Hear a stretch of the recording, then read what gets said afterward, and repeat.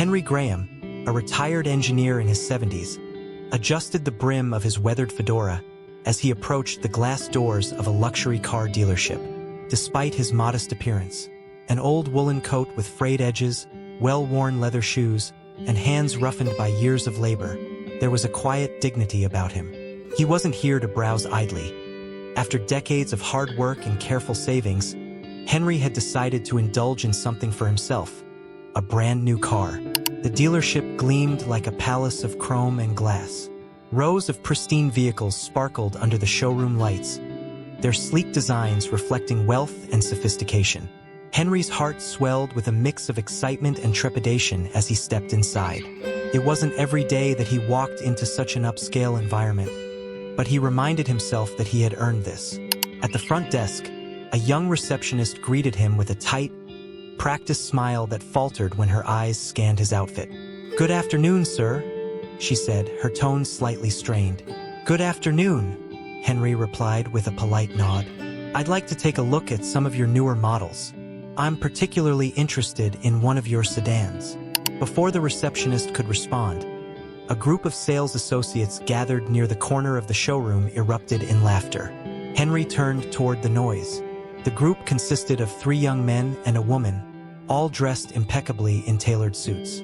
One of the men, who wore a flashy watch and had slicked back hair, whispered something to his colleague, who smirked and glanced in Henry's direction. "Of course, sir," the receptionist said quickly, her voice overly bright. "I'll let one of our associates help you." She pressed a button on her desk phone. "David, could you come to the front?" David, the man with the flashy watch, strolled over. His polished shoes clicked against the showroom floor. As he reached Henry, his eyes flicked down to the older man's scuffed shoes and up again, taking in the worn coat and plain shirt. The polite mask he wore for other customers slipped, revealing a smirk. "How can I help you today, sir?" David asked, his voice dripping with false politeness. Henry didn't seem to notice the tone. "I'm interested in buying a car," he said, glancing around the showroom. "I've been looking at your brochures, and I thought I'd stop by to see them in person, perhaps even test drive one if possible." David raised an eyebrow. "A test drive?" he repeated, glancing back at his colleagues, who stifled their laughter. "Well, we don't usually offer test drives without a certain level of commitment. These cars aren't exactly your everyday vehicles." Henry blinked, confused. "Commitment? I'm serious about buying. I wouldn't have come otherwise." David nodded slowly, clearly skeptical. "Of course. Well, let's take a look, then. Follow me." He led Henry toward the section of the showroom where the luxury sedans were displayed. "This is our latest model," David said, gesturing to a sleek, black car.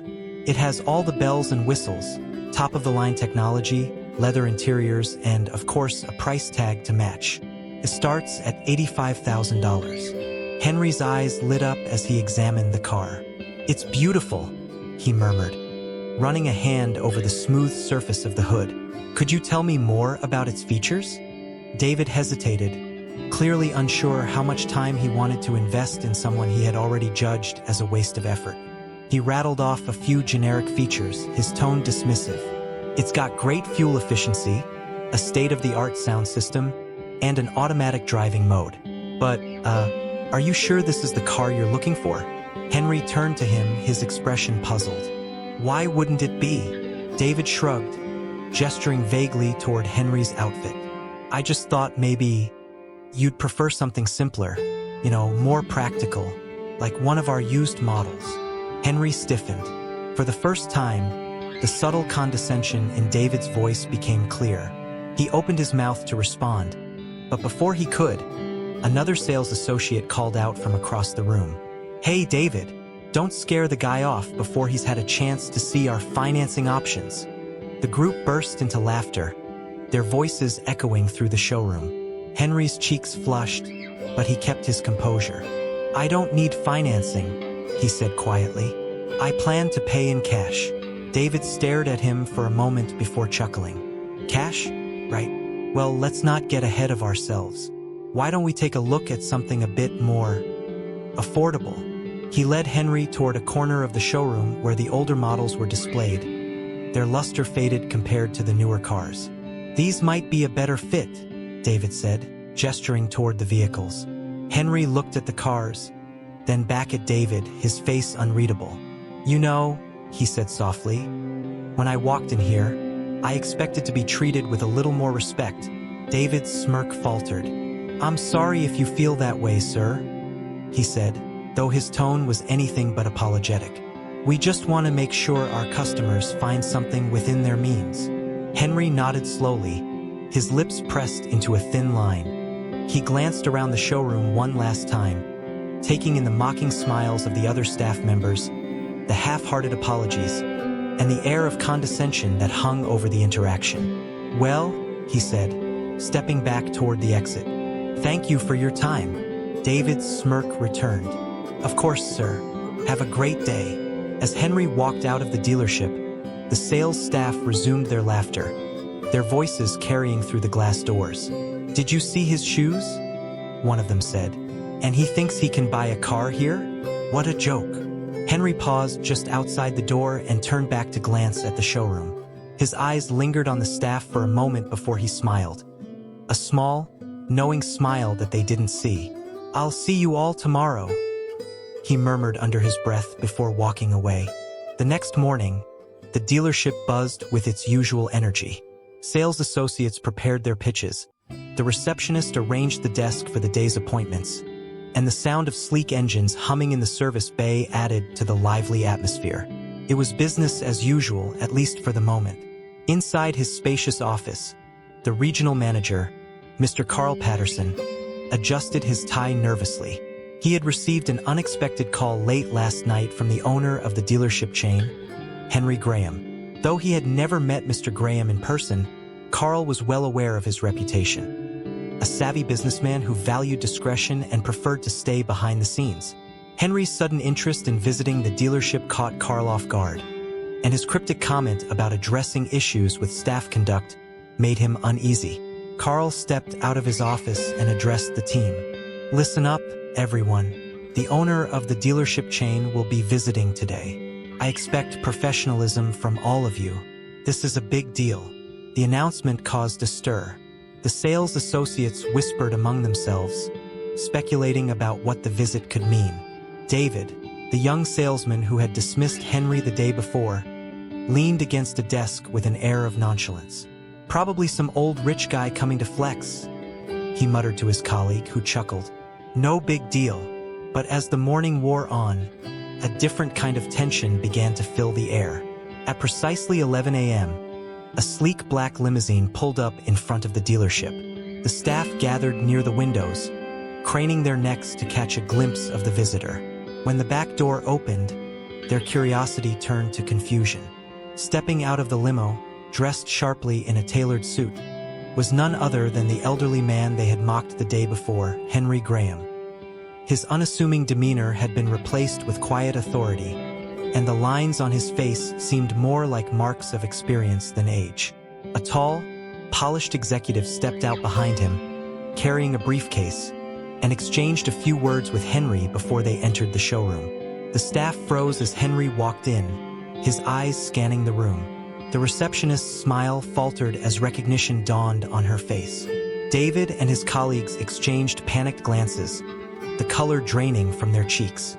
"Good morning," Henry said, his voice calm but firm. He approached the front desk and nodded at the receptionist. "I believe Mr. Patterson is expecting me."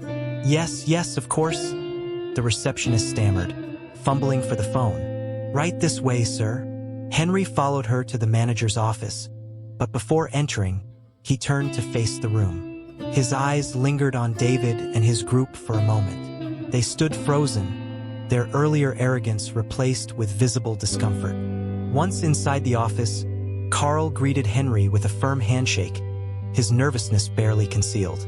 "Mr. Graham, it's an honor to finally meet you in person. Welcome to the dealership." Henry took a seat and gestured for Carl to do the same. "Thank you, Mr. Patterson.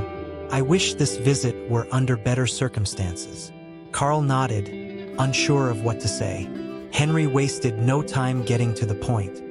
He recounted his visit to the dealership the previous day, the dismissive treatment, the condescension, and the outright mockery. As he spoke, Carl's expression shifted from disbelief to mortification. "I've always believed that respect and professionalism are the foundation of any successful business," Henry said, his tone measured.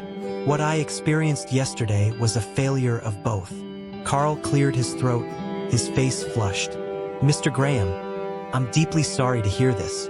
I assure you, this does not reflect the values we uphold as a company. I'll address the matter immediately." "You'll have the opportunity to do so shortly," Henry replied. "But first, I'd like to address the staff myself." Carl's eyes widened. "Of course, sir. I'll gather them right away." A few minutes later, the staff assembled in the main showroom, their nervous whispers filling the air. Henry stood at the center, his presence commanding the room. The receptionist, the sales associates, and even the service technicians gathered, their curiosity tinged with apprehension. "Good morning," Henry began, his voice calm but resonant. "Some of you may recognize me. I was here yesterday, dressed differently and speaking as a customer, not as the owner of this dealership chain." The room fell silent. All eyes were on Henry as he continued. "What I experienced was disappointing. I was treated not with respect or professionalism but with judgment and mockery. Some of you decided to measure my worth based solely on my appearance, and in doing so, you revealed a lack of the values this business stands for." He turned to David and his group, who were visibly squirming under his gaze. "To those of you who participated in this behavior, I'll say this: appearances can be deceiving. You assumed I was not worth your time or effort. Let this be a lesson that every customer who walks through those doors deserves your respect, regardless of how they look." David opened his mouth as if to speak but thought better of it and closed it again. Henry gestured toward Carl. "I've spoken with your manager, and I trust he will take the necessary steps to address this matter. Effective immediately, this dealership will undergo new training programs focused on customer service and professionalism. There will also be consequences for those who failed to meet our standards." Carl nodded, stepping forward. "Thank you, Mr. Graham. To everyone here, I want to make it clear that this type of behavior is unacceptable.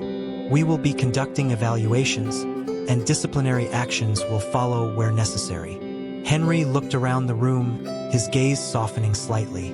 "I didn't come here today just to reprimand. I want this dealership to succeed, and for that to happen, we need a culture of respect and empathy. Remember, the way you treat people matters, not just in business, but in life." With that, Henry stepped back, signaling the end of his speech. The staff stood in stunned silence, the weight of his words sinking in. For David and his colleagues, the realization of their actions hit hard. They had not only disrespected a customer, but their own boss. As Henry prepared to leave, Carl accompanied him to the door. "Mr. Graham, I can't thank you enough for addressing this personally. I'll make sure your message is implemented." Henry nodded. "I trust you will, Mr. Patterson. And remember, respect starts at the top." As he exited the dealership, the staff watched him go, their earlier arrogance replaced with humility. For Henry, it wasn't just about teaching a lesson. It was about setting a standard, one that would resonate far beyond the walls of the dealership. The atmosphere inside the dealership remained tense after Henry Graham's visit. The revelation that the elderly man who had been mocked was actually the owner sent shockwaves through the team. While some employees scrambled to reflect on their behavior, others, like David, the young and cocky salesman, struggled with a growing sense of dread. David's overconfidence had already earned him a reputation among his peers, but now, he found himself in uncharted waters. As he replayed the events of the previous day, he realized how dismissive he had been, not only toward Henry but also toward the principles the dealership supposedly upheld. He could feel the eyes of his colleagues on him, judging his every move. Carl Patterson, the regional manager, was equally rattled. Henry's stern yet composed words had left an impression on him, one he couldn't ignore. Carl knew he had to act decisively, both to restore the dealership's reputation and to protect his position. He called an emergency meeting in the boardroom to address the situation. The staff gathered in the sleek boardroom, their chatter subdued. At the head of the table, Carl stood with a clipboard in hand, his expression serious. "Thank you all for coming on short notice," he began. "As you're all aware, Mr. Graham, the owner of this dealership chain, paid us a visit yesterday. What he witnessed was unacceptable and goes against everything this company stands for." The room was silent. Carl continued, his voice firm. "This is a wake-up call for all of us. Professionalism and respect should never be compromised. Mr. Graham has asked me to ensure that changes are made, starting today." He turned to David, whose palms were sweating under the scrutiny. "David, I'd like you to explain what happened yesterday." David looked up, startled. "Me? Well, I didn't know who he was," he stammered, his bravado evaporating. "I mean, he looked like just some old guy. I didn't think he was serious about buying a car." Carl raised an eyebrow. "So you decided he wasn't worth your time? Is that correct?" David hesitated, searching for a defense. I didn't mean it like that. It's just that we get a lot of people coming in, wasting time. I thought he was one of them." "That's precisely the problem," Carl said sharply. "You assumed, and in doing so, you not only disrespected a customer but embarrassed this dealership. Do you have any idea how damaging that is?" David opened his mouth to respond but quickly shut it, realizing there was nothing he could say to justify his actions. Carl turned his attention to the rest of the team. "This isn't just about David. It's about the culture we've allowed to take root here. When we start judging people based on appearances, we lose sight of what truly matters: providing exceptional service to everyone who walks through our doors." Carl's speech struck a chord with some employees, but others remained skeptical. As the meeting concluded, he announced a series of immediate changes.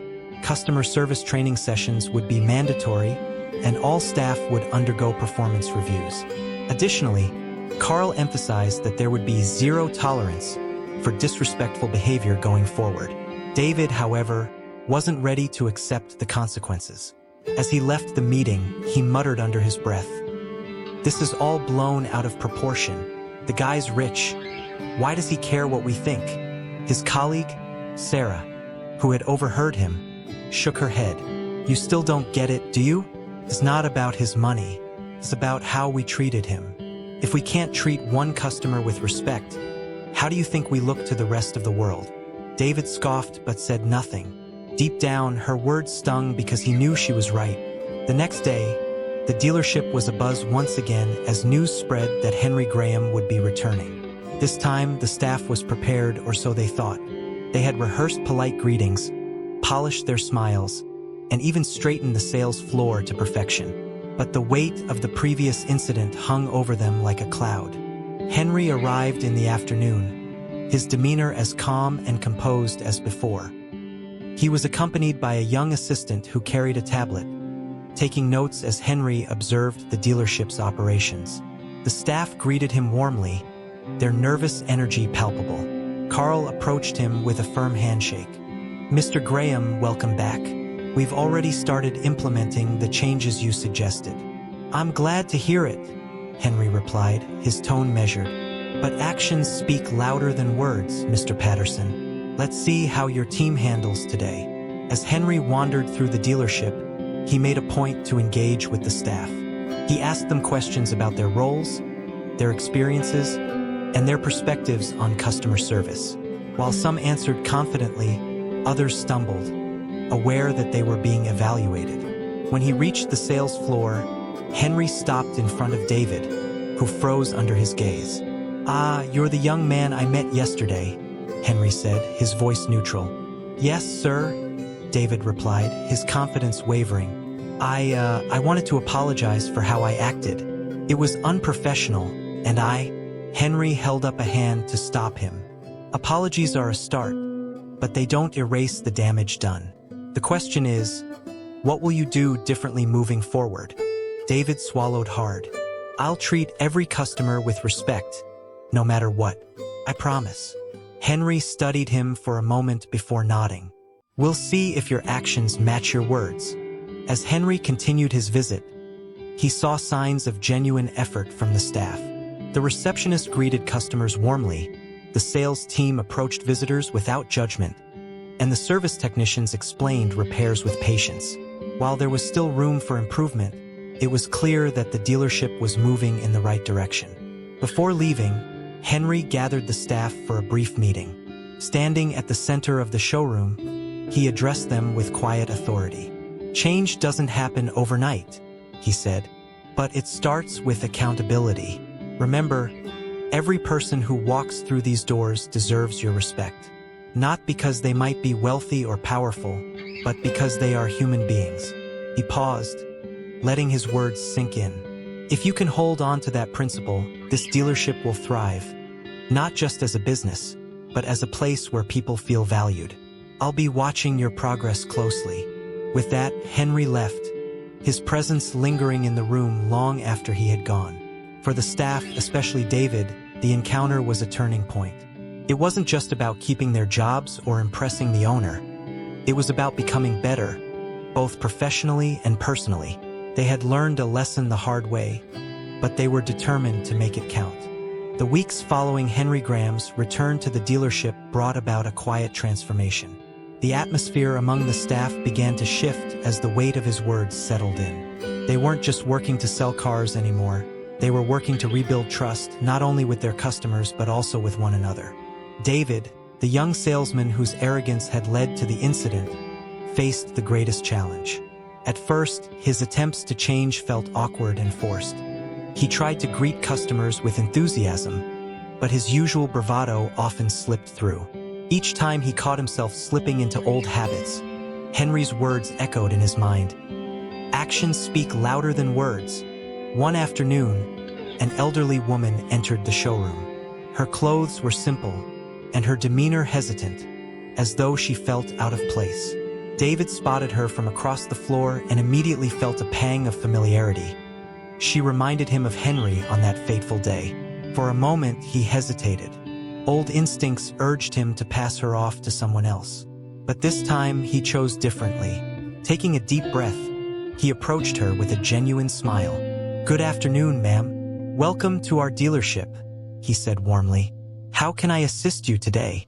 The woman looked up, her expression softening. "Oh, I'm just browsing," she replied. "I don't know much about cars, to be honest." "No problem at all," David said, his tone reassuring. "Let's take it one step at a time. What kind of car are you looking for? Something for city driving? Or maybe for longer trips?"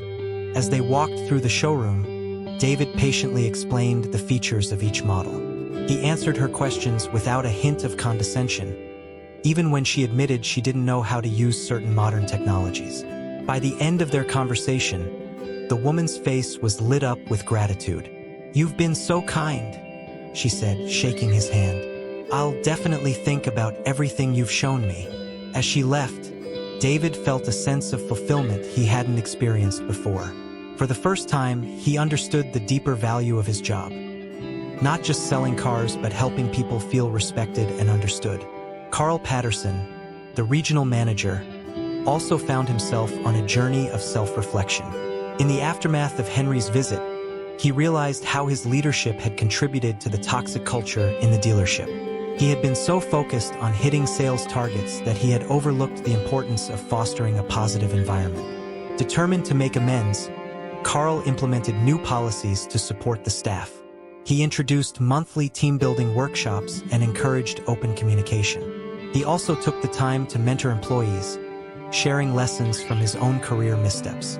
One day, Henry made an unannounced visit to the dealership. Carl greeted him with a confident handshake, no longer the anxious manager he had been weeks ago. "I'm glad to see the changes you've made," Henry said, glancing around the bustling showroom. "But tell me, Carl, are these changes here to stay?" "They are, sir," Carl replied firmly. "We're not just fixing things on the surface. We're building a foundation for long-term success." Henry nodded, a faint smile playing on his lips. "Good, because a strong foundation is the key to weathering any storm." The entire team felt the ripple effects of the new culture. Sarah, a seasoned salesperson, noticed how her younger colleagues were stepping up to the plate, She began mentoring them, sharing tips on how to connect with customers on a personal level. Even the service technicians, who often worked behind the scenes, took pride in their role. They started leaving handwritten notes for customers, thanking them for their trust and explaining the repairs in detail. The small gesture earned rave reviews from clients, who felt valued and appreciated. The dealership's reputation began to improve. Positive reviews flooded online platforms, praising the staff's professionalism and kindness. Customers who had once written off the dealership as unfriendly were now recommending it to friends and family. A few months later, Henry returned to the dealership for a scheduled review. This time, the staff welcomed him with genuine smiles, their confidence evident in their interactions. The showroom was bustling with activity, and the energy was palpable. As Henry walked through the dealership, he observed the changes with quiet satisfaction. He stopped to chat with employees, who spoke with pride about their work. When he reached David, he paused. "Ah, David," Henry said, his expression unreadable. "How are you getting on?" David met his gaze, no longer intimidated. "I've learned a lot, sir," he said honestly. "Not just about selling cars, but about treating people with respect. I'm still working on it, but I'm committed to getting it right." Henry's eyes softened. "Good. It takes courage to admit your faults and even more courage to grow from them." At the end of his visit, Henry gathered the staff for a final meeting. Standing in the center of the showroom, he addressed them with a sense of pride. "I've seen remarkable progress here," he began. "But remember, the journey doesn't end. Respect and integrity aren't just values you practice when someone's watching. They're values you carry with you every day." He paused, his gaze sweeping across the room. "This dealership is more than just a place to buy cars. It's a reflection of the people who work here. Keep striving to be better, not just for your customers, but for yourselves." The room erupted in applause as Henry concluded his speech. The staff felt a renewed sense of purpose, knowing they had not only earned his approval but also regained their own sense of dignity. If this story inspired you, please take a moment to like, share, and comment below. Your engagement helps us bring more meaningful stories to light. And don't forget to subscribe to our channel for more tales of transformation, humility, and justice. Together, we can celebrate the power of positive change.